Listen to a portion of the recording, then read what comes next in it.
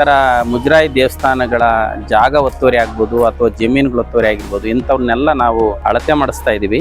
Survey ಇಲಾಖೆಯಿಂದ ಅಳತೆ ಮಾಡಿಸಿ ಒತ್ತುವರಿ ಅಂತ ಕಂಡು ಬಂದಿರೋ ಎಲ್ಲಾ ಜಾಗಗಳಲ್ಲಿ ತಾಲೂಕು ತಹಸೀಲ್ದಾರರು, ತಾಲೂಕು ಮುಜರಾಯಿ ಅಧಿಕಾರಿಗಳು ಅವರು ಏನ್ ಮಾಡ್ತಾರೆ, ತಾಲೂಕು ದಂಡಾಧಿಕಾರಿಗಳಾಗಿ ಆ ಒತ್ತುವರಿಯನ್ನ ಕಾನೂನುಬದ್ಧವಾಗಿ ಬಿಡುಗಡೆ ಮಾಡಿಸ್ತಾರೆ, ಒತ್ತುವರಿ ತೆರವುಗೊಳಿಸ್ತಾರೆ.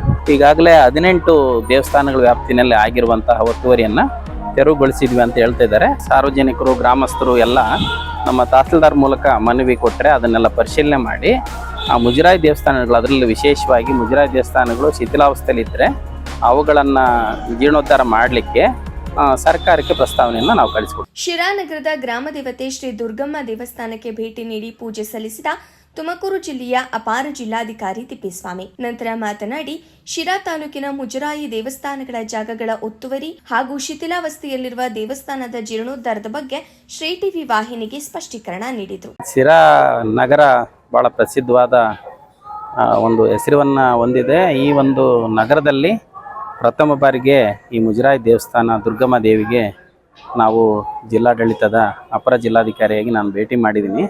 ಇಲ್ಲಿನೂ ಡೆವಲಪ್ಮೆಂಟ್ ಕಾರ್ಯಗಳು ಅಂದರೆ ಅಭಿವೃದ್ಧಿ ಕಾರ್ಯಗಳು ನಡೀತಾ ಇದೆ. ಮುಂದೆ ದೇವಸ್ಥಾನದ ಮುಂಭಾಗದಲ್ಲಿ ಗೋಪುರ ನಿರ್ಮಾಣ ಆಗ್ತಾ ಇದೆ. ಭಾಳಷ್ಟು ಜನ ಭಕ್ತಾದಿಗಳು ಇಲ್ಲಿಗೆ ಇವತ್ತು ಶುಕ್ರವಾರ ಇರೋದ್ರಿಂದ ಭಾಳಷ್ಟು ಜನ ಬಂದಿದ್ದಾರೆ. ದೇವಿಯ ಅನುಗ್ರಹದಿಂದ ಎಲ್ಲ ಜನರಿಗೆ, ಭಕ್ತಾದಿಗಳಿಗೆ ಒಳ್ಳೆಯದಾಗಲಿ.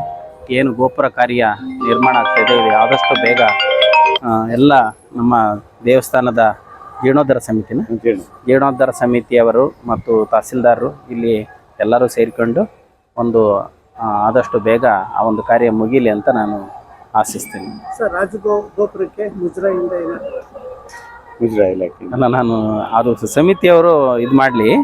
ಏನಾದರೂ ಅವಶ್ಯಕತೆ ಇದ್ದರೆ ಇಲ್ಲಿ ಸ್ಥಳೀಯವಾಗಿ ಮಾನ್ಯ ಶಾಸಕರಿದ್ದಾರೆ, ಶಾಸಕರ ಗಮನಕ್ಕೆ ತಂದು ತಹಸೀಲ್ದಾರ್ ಮೂಲಕ ತಾವು ಸಹ ನೇರವಾಗಿ ಭೇಟಿ ಮಾಡಿ ಮಾನ್ಯ ಶಾಸಕರು ಅವ್ರಿಗೆ ಹೇಳಿದ್ರೆ ಮಾನ್ಯ ಶಾಸಕರನ್ನ ಇಟ್ಕೊಂಡೇ ಮುಂದೆ ಹೋಗ್ಬೇಕಂತ ನಾನು ಹೇಳ ಬಯಸ್ತೇನೆ. ಮುಜರಾಯಿ ದೇವಸ್ಥಾನಗಳು ಜಾಗ ಒತ್ತುವರಿ ಆಗಿದೆ, ಇದ್ರ ಬಗ್ಗೆ ಏನು ಕ್ರಮ ತಗೊಂಡ್ರು?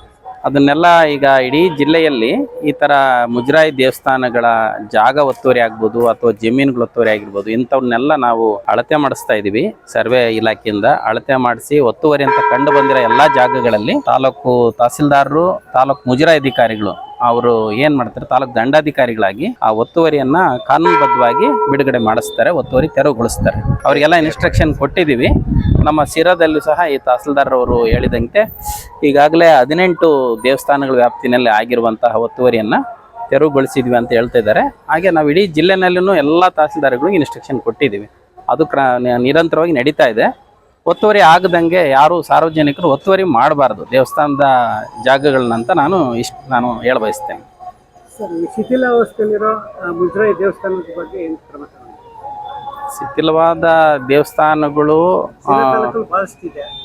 ಅವುಗಳ ಬಗ್ಗೆ ವರದಿ ಸಾರ್ವಜನಿಕರು, ಗ್ರಾಮಸ್ಥರು ಎಲ್ಲ ನಮ್ಮ ತಹಸೀಲ್ದಾರ್ ಮೂಲಕ ಮನವಿ ಕೊಟ್ಟರೆ ಅದನ್ನೆಲ್ಲ ಪರಿಶೀಲನೆ ಮಾಡಿ ಆ ಮುಜರಾಯಿ ದೇವಸ್ಥಾನಗಳು, ಅದರಲ್ಲಿ ವಿಶೇಷವಾಗಿ ಮುಜರಾಯಿ ದೇವಸ್ಥಾನಗಳು ಶಿಥಿಲಾವಸ್ಥೆಯಲ್ಲಿ ಇದ್ದರೆ ಅವುಗಳನ್ನು ಜೀರ್ಣೋದ್ಧಾರ ಮಾಡಲಿಕ್ಕೆ ಸರ್ಕಾರಕ್ಕೆ ಪ್ರಸ್ತಾವನೆಯನ್ನು ನಾವು ಕಳಿಸಿಕೊಡ್ತೀವಿ.